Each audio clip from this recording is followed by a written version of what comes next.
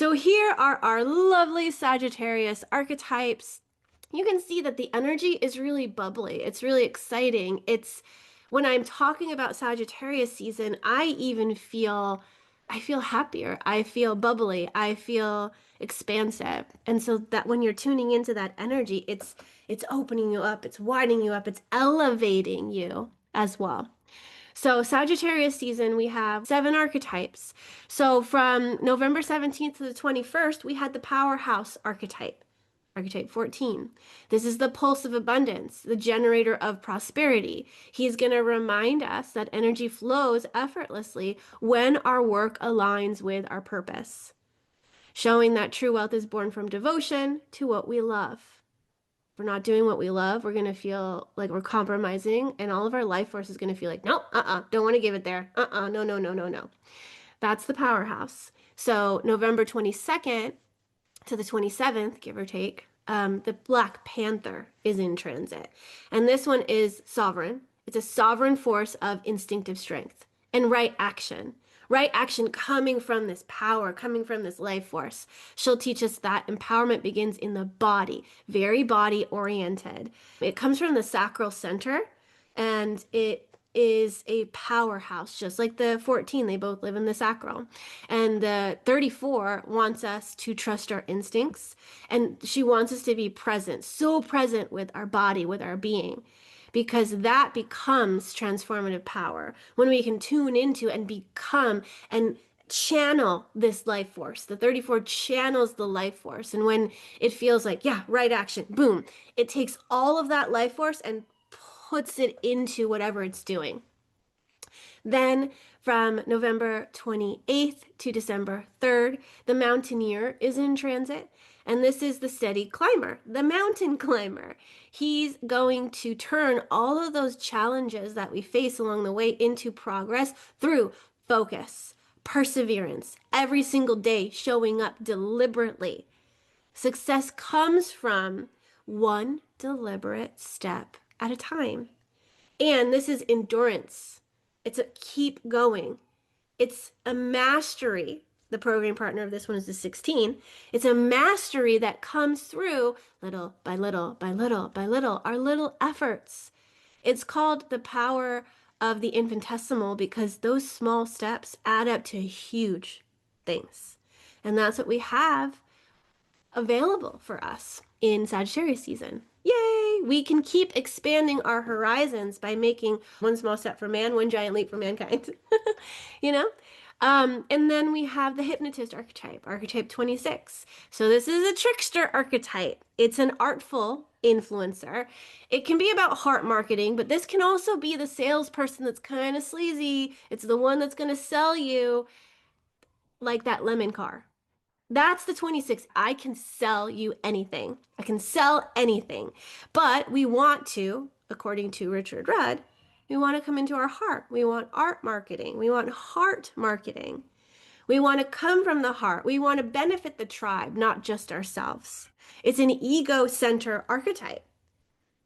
We'll talk more about this when we do a little bit more of a deep dive on this. But magic, hypnotist, being a wordsmith and being able to convince someone to buy into something, it has a transmission, it has a message, and the message has an agenda. It has a call to action.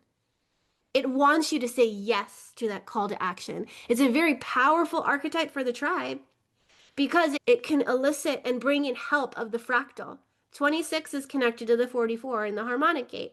It is going to sell to its fractal, to its people. Our words hold power. Our words hold power to heal, to inspire, to reframe reality. I'll share more about that when we go in a deep dive. Apparently, I have a lot to say on it because it just keeps wanting to come out.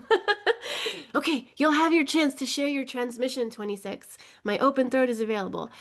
December 14th through the 19th, we have the Idealist, archetype 11, the dreamer, the weaver of light and shadow.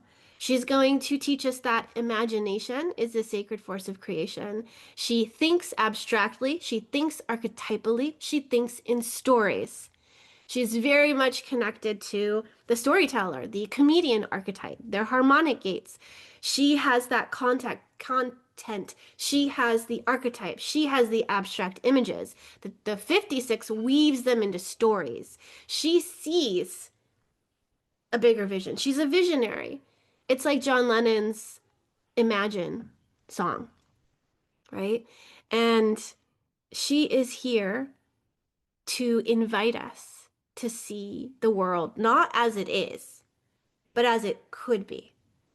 She's also the gate of ideas and beliefs.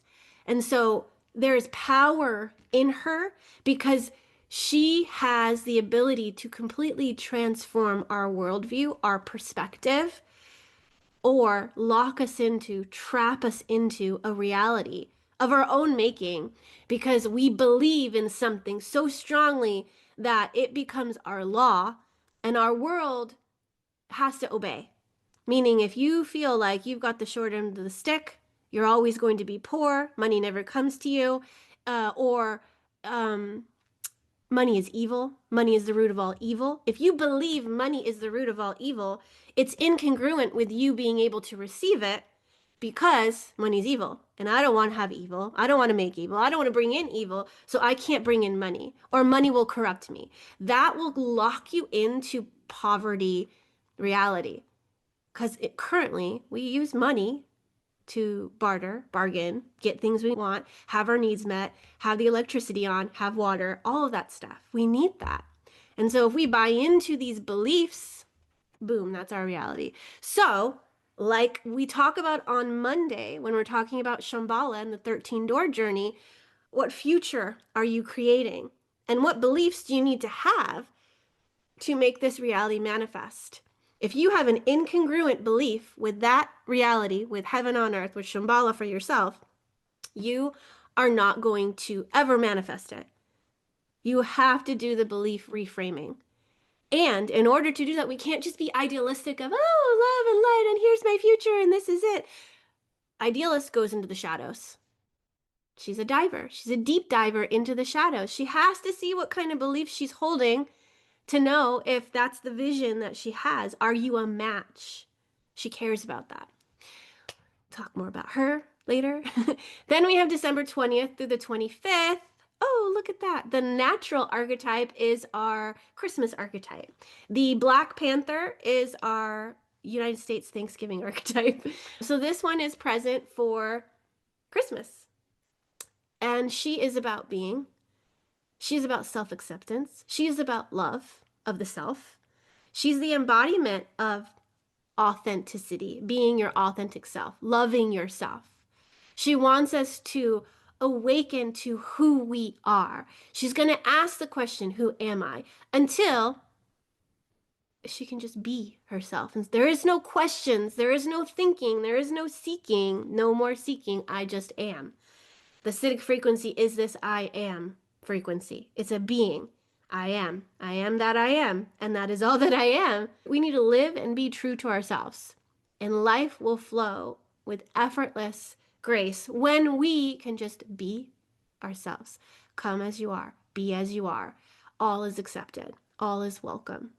That's the natural. She is natural. She's not forced. She's not performing. No. No, she's herself. She or he. So those are the archetypes we have in transit. Let me know in the chat what... Oh, we need the 5. I skipped the 5. Oh, isn't that interesting? Let me know what you have in the chat. Oh, so cute. Look at the 5. It doesn't want to come in yet. Oh, I have my own timing. Who is the 5? The 5 goes from December 4th through the 8th. It's called the Rhythmic. It's the keeper of time. Apparently, maybe I'm offbeat. And the 5's like, oh, look, there she goes again. There goes the 15, the beat of her own drum. I'm sorry, 5. It is my radiant sphere. You are my Saturn. I am still learning from you. Chill out. The Rhythmic is the keeper of time. It's the guardian of that sacred rhythm. He's like the drummer. Drum, drum, drum. He teaches us that patience is power and that harmony is restored when we move in tune with life's natural tempo. He's about routines. He's about rituals. He's about returning again and again to the same pattern. He creates portals. He creates patterns. It's because he's going in, he's walking in that circle over and over and over and over again. He's very meticulous. He can be a little bit OCD. But there is power in these routines. There is power in these rituals. He returns to those things over and over again. He's great at doing that. So that's the rhythmic. And he came in when he needed to come in.